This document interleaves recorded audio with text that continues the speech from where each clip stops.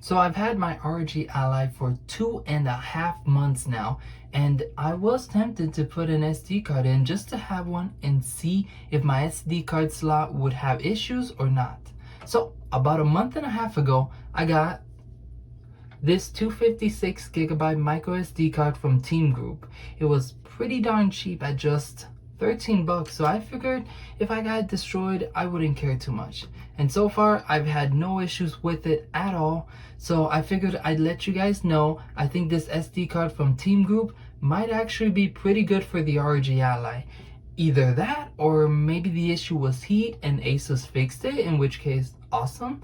Or maybe I just got lucky because so far I've been a pretty lightweight user of the SD card slot, mostly to hold some ROMs. I've played a game or two, but I haven't been really going too heavy on it.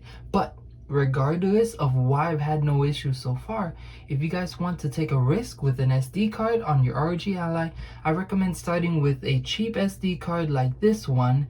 And then if you guys determine that it's all good, then you go for a big 1 TB SD card from SanDisk.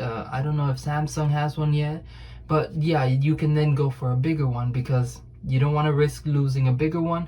Although I hear that Asus is now covering your SD card. I'm not exactly sure how that's gonna work. I haven't looked through the post that I saw on Reddit about it, but that would be awesome.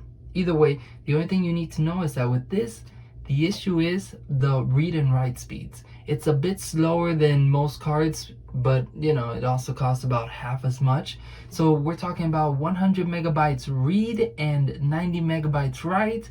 Of course, that's in ideal conditions. So really it's more like 70 read and about 50 write. And so I wouldn't recommend going with the 1 TB version. I got the 256 because I figured that that was like the optimal amount. Because if you go with the 1 TB, you can expect it to take about 3 to 5 hours to read and write, maybe a bit longer than that. So yeah, don't get a really big one. Just get a small one. Test it out, see if your SD card slot works and or if it's gonna have issues or not.